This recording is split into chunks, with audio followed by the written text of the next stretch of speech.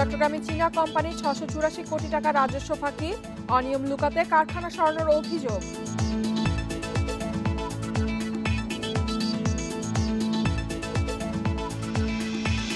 জ্বালানি তেলের দর বৃদ্ধি রাজনৈতিক সিদ্ধান্ত বলে মন্তব্য জ্বালানি সচিবের, বিশ্বে দাম কমলেই সমন্বয়ের আশ্বাস।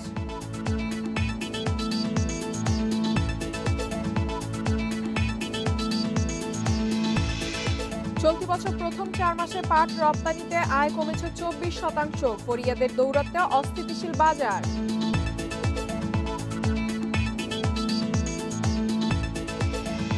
সবাইকে আমন্ত্রণ অর্থনীতি সারাদিনে, আপনাদের সাথে আছে আমি ফাতারা। শুনছিলেন শিরোনাম, এবারে জানাবো বিস্তারিত।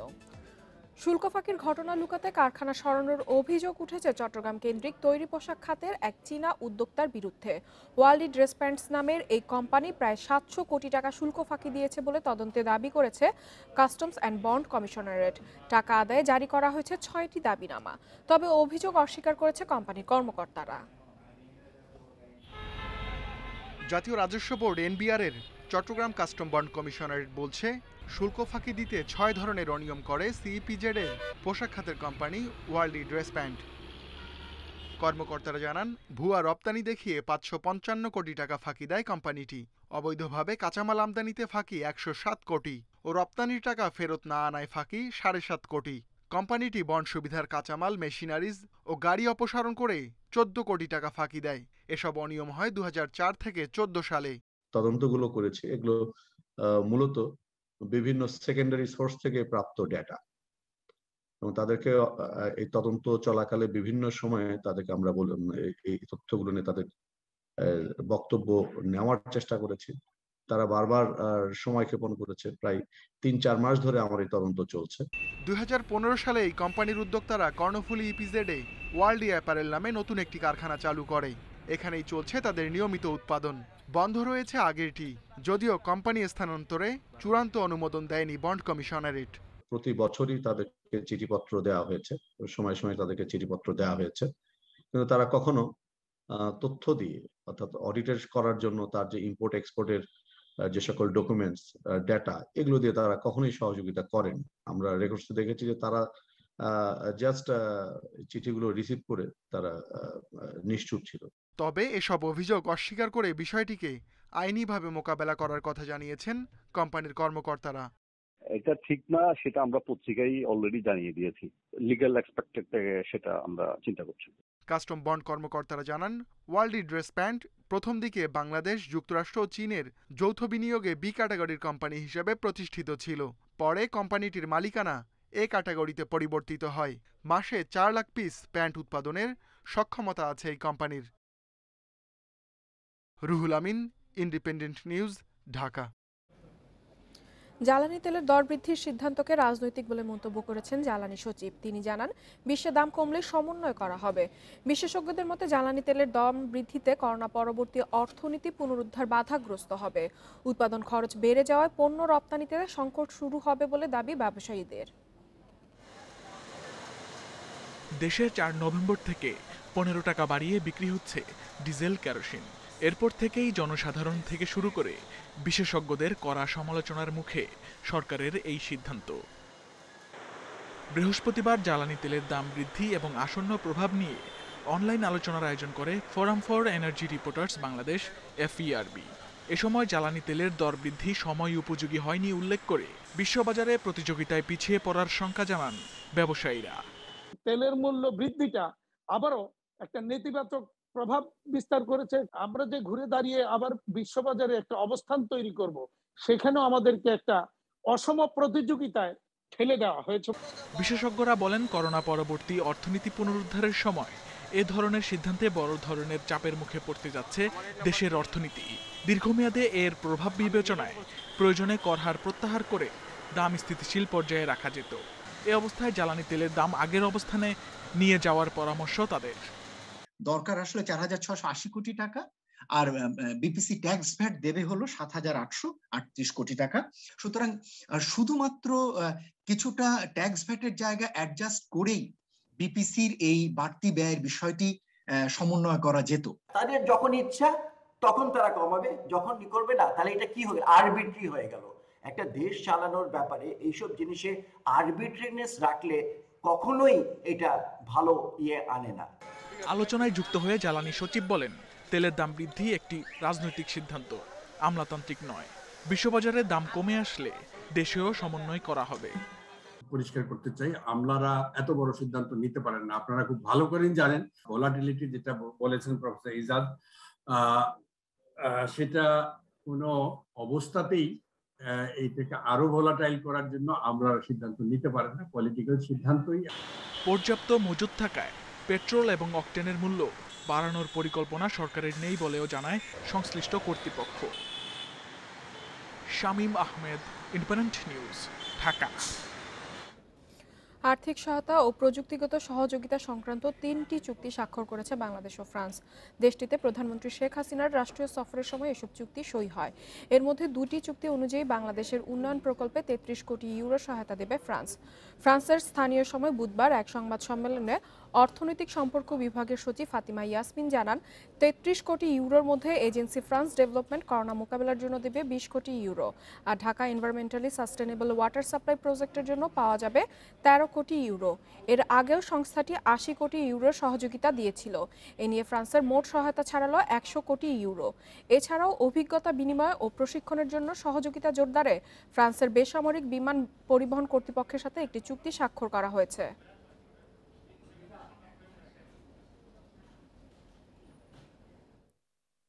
আজকে যে চুক্তি দুটো স্বাক্ষর হলো, একটা হচ্ছে বাজেট সাপোর্ট আমাদের কোভিডের জন্য 200 মিলিয়ন, আরেকটা হচ্ছে সাস্টেইনেবল ওয়াটার সাপ্লাই প্রজেক্ট। তো এইটাতে এর আগে তারা 30 মিলিয়ন দিয়েছিল, আজকে তারা দিল 130 মিলিয়ন। আগের যে রাডারটি ছিল, এখন যেটা আছে আর কি, সেটি 1980 দশকের, এবং সেটিও থ্যালাস কোম্পানির কাছ থেকে নেওয়া। কাজে এটি হচ্ছে এখন সিঙ্গেল মোড ছিল, এখন মাল্টি মোডাল, পুরো বাংলাদেশকে কভার করবে। কাজে এটি অত্যন্ত উন্নত প্রযুক্তির একটি রাডার, সেটি আমাদের হয়েছে। এবং এখন এই যে টেকনিক্যাল কোঅপারেশন হচ্ছে, তার মাধ্যমে সিভিল এভিয়েশন সেক্টরে আমাদের আরও উন্নয়নের দরজা খুলে গেল। গত বছর চমক দেখানোর পর চলতি অর্থ বছরে মুখ থুবড়ে পড়েছে সোনালী আঁশ পাটের রপ্তানি। প্রথম 4 মাসে এই খাতে আয় কমেছে 24% বেশি। ব্যবসায়ীরা বলছেন, ফরিয়াদের দৌরাত্মে কাঁচা পাটের বাজার অস্থিতিশীল। পাশাপাশি অতিরিক্ত জাহাজ ভাড়ার কারণেও আগ্রহ হারাচ্ছেন বিদেশি ক্রেতারা। রপ্তানি বাড়াতে ভারতের অ্যান্টি ডাম্পিং শুল্ক প্রত্যাহারে আন্তর্জাতিক বাণিজ্য সংস্থার কাছে যাওয়ার তাগিদ বিশ্লেষকদের। গত অর্থবছরে দেশের রপ্তানি আয় কমে গেলেও পাটে ফিরেছিল সোনালী দিন। আগের বছরের তুলনায় প্রায় 32% বেড়ে পাট ও পাটপণ্য থেকে আসে $116 কোটি বেশি। কিন্তু চলতি বছরের প্রথম 4 মাসেই দ্বিতীয় রপ্তানি খাত থেকে 5-এ নেমে গেছে পাট। একটা কন্টেনারের ভ্যালু আসেই হচ্ছে $25-30 হাজার বেশি না। সুতরাং সেখানে যদি 50% হচ্ছে তার ট্রান্সপোর্টেশন কস্ট বেয়ার করতে হয়, স্বাভাবিকভাবেই তারা একটু কনজারভেটিভ ছিল। আমরা যদি এই ছালার বস্তা নিয়ে জুট সেক্টরকে এগোতে চাই, তাহলে আসলে আমরা খুব বেশি এগোতে পারবো না। এই ধরনের যে কোনো একটা ছোট চ্যালেঞ্জ আসলেই আমরা কিন্তু থমকে যাচ্ছি। গত মৌসুমে প্রাকৃতিক দুর্যোগে পাটের উৎপাদন কম হওয়ার পাশাপাশি ফরিয়াদের তৎপরতায় কাঁচা পাটের দাম বেড়ে প্রতিমণ 2200 থেকে 6000 টাকা পর্যন্ত ছাড়িয়ে যায়। মজুতের নীতিমালা কঠোরভাবে বাস্তবায়ন সহ সরকারি তদারকি না বাড়ালে দীর্ঘমেয়াদে পাটের আন্তর্জাতিক বাজার ধরে রাখা যাবে না বলছেন ব্যবসায়ী নেতারা। একটা মার্কেটে যদি একটা প্রোডাক্টের দাম স্টেবল থাকে, তাহলে কিন্তু সবাই ঝাঁপায় পড়ে, সবাই এটাকে প্রমোট করার চেষ্টা করে। এখন আমি আজকে এত দাম বাড়াই দিলাম, আমার বায়ার আলটিমেটলি এই মুহূর্তের আগে তার প্রয়োজন বলে সে কিনলো, সে কিন্তু অল্টারনেটিভ প্রোডাক্ট খুঁজবেই। তো ওই কারণে ওরা আরও অল্টারনেটিভ আরও চিপার প্রোডাক্ট আছে, তারা আস্তে আস্তে ওই দিকে ধাবিত। কয়েক বছর আগেও বাংলাদেশের পাট ও পাটপণ্যের রপ্তানি আয়ের প্রায় 20% আসত ভারতের বাজার থেকে। দেশটির অ্যান্টি ডাম্পিং শুল্ক আরোপের পর যা অনেকটাই কমে গেছে। আন্তর্জাতিক বাণিজ্য সংস্থার মাধ্যমে ভারতের বাজার ফেরানোর উদ্যোগ নেয়ার পরামর্শ বিশ্লেষকদের। এখানে যেহেতু সরকারি খাতের কোনো অবস্থান নেই, সুতরাং যে যুক্তিতে ভারত আমাদের পাটপণ্যের উপর অ্যান্টি ডাম্পিং ডিউটি আরোপ করেছিল, সেটা মূলত সরকারি খাতের পাটকলগুলোতে কম মূল্যে রপ্তানির অজুহাতে। আমার মনে হয় সেই অজুহাতটি এখন টেকে না। বাংলাদেশের পক্ষ থেকে উচিত হবে WTO প্রসেসে গিয়ে এটিকে ডিসপিউট সেটেলমেন্টের মাধ্যমে নেগোসিয়েশনের কাঠামোতে যাওয়া। প্যাকেজিং আইন বাস্তবায়নে কঠোর নজরদারির মাধ্যমে স্থানীয় বাজারে পাটপণ্যের চাহিদা বাড়ানোরও দাবি ব্যবসায়ীদের। Hari Saha, independent news, Dhaka. ব্র্যাক ব্যাংকের সাবসিডিয়ারি প্রতিষ্ঠান বিকাশের 20% শেয়ার অধিগ্রহণ করবে জাপান ভিত্তিক বহুজাতিক প্রতিষ্ঠান সফট ব্যাংক। অধিগ্রহণ পরবর্তী সময়ে বিকাশে ব্র্যাক ব্যাংকের শেয়ার ধারণে কোনো পরিবর্তন আসছে না। বাংলাদেশে ডিজিটাল ইকোসিস্টেম তৈরির মাধ্যমে আর্থিক অন্তর্ভুক্তি সমৃদ্ধি এই বিনিয়োগের লক্ষ্য। দেশের শেয়ারের বাজারে তালিকাভুক্ত ব্র্যাক ব্যাংক বিজ্ঞপ্তি দিয়ে এ তথ্য প্রকাশ করেছে। তবে এই লেনদেনের আর্থিক পরিমাণ এখনও প্রকাশ করা হয়নি। ব্র্যাক ব্যাংক জানিয়েছে, বিকাশের প্রাইমারি ও সেকেন্ডারি দুই ধরনের শেয়ারেই বিনিয়োগ করবে সফট ব্যাংক। সফট ব্যাংক বিকাশের বর্তমান বিনিয়োগকারীদের কাছ থেকে শেয়ার কেনার পাশাপাশি নতুন ইস্যু করা শেয়ারও পাবে। তবে ব্র্যাক ব্যাংকের শেয়ারে যেহেতু পরিবর্তন আসছে না, সফট ব্যাংকের কাছে বিক্রি হবে বিকাশের অন্য শেয়ার হোল্ডারদের হাতে থাকা শেয়ার।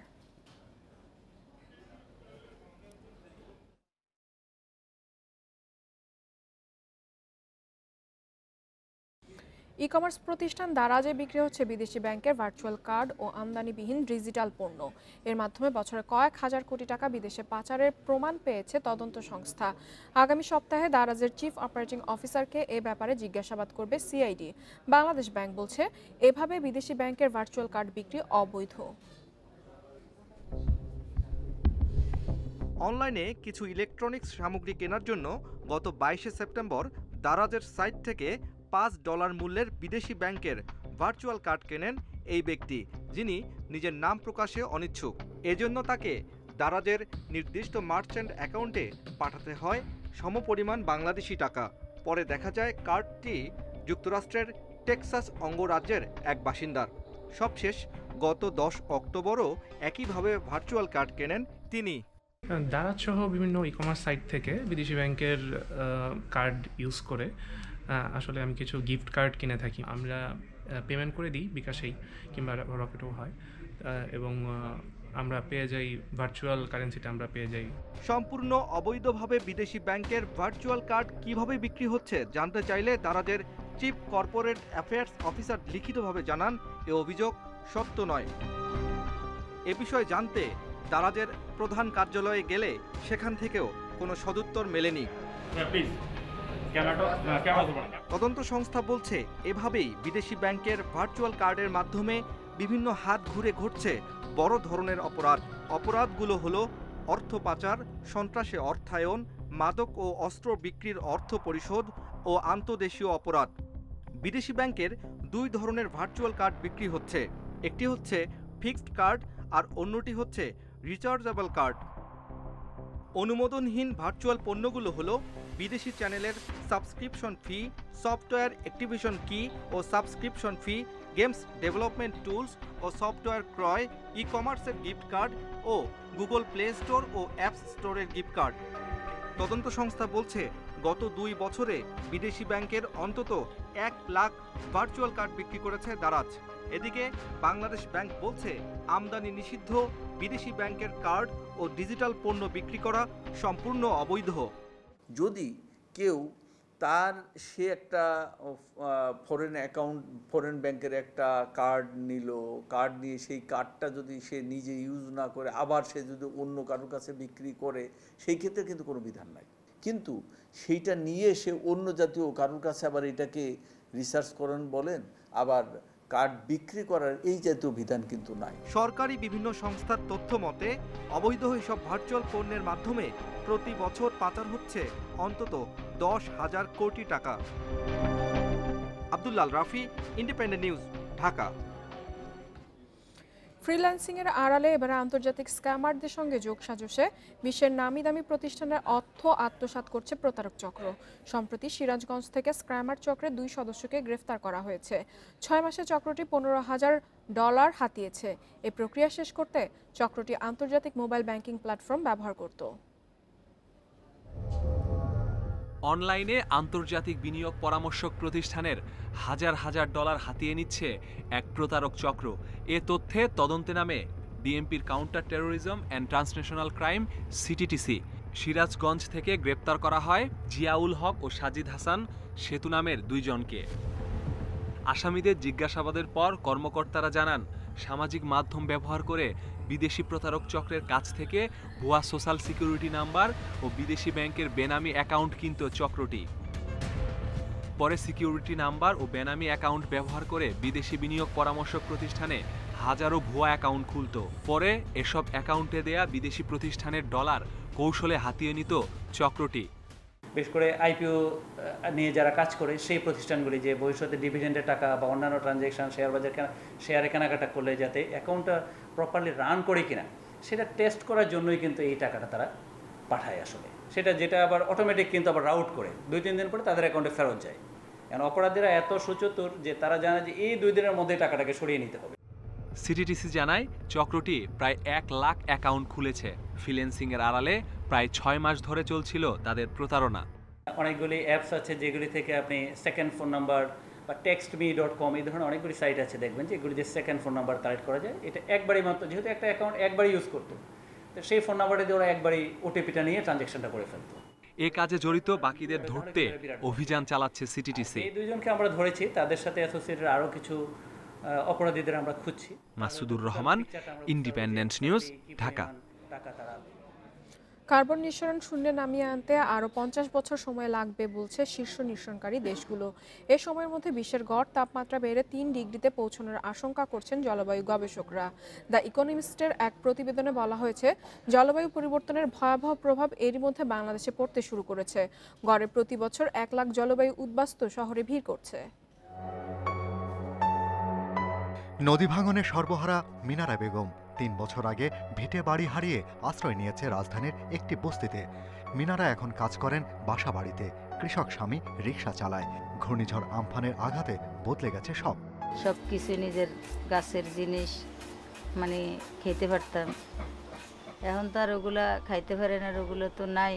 নদী 3 ভাঙ্গা দেওয়ার পরে ঢাকা চলে আইতে হয়েছে।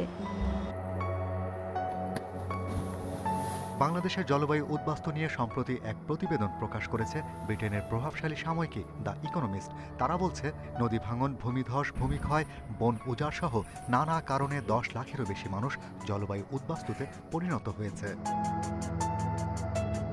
জলবায়ু গবেষকেরা বলছেন, এর মূল কারণ বৈশ্বিক উষ্ণতা বৃদ্ধিতে সমুদ্রপৃষ্ঠের উচ্চতা বেড়ে যাওয়া।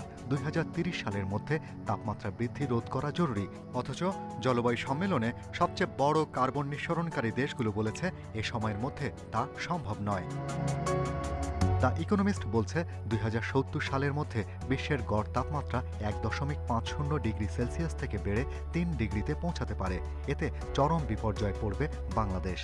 বড় ধরনের যে পরিবর্তনটা আসবে সেটা হচ্ছে যে নন এগ্রিকালচার। আমরা যেটা জানি যে ধরেন বাংলাদেশের মতো দেশে দিনের পর দিন বিভিন্ন ধরনের ফসল ফলানো হয় এগ্রিকালচার ক্যালেন্ডার উপর ভিত্তি করে, সেগুলি হয়তো সেরকম করে আর থাকবে না।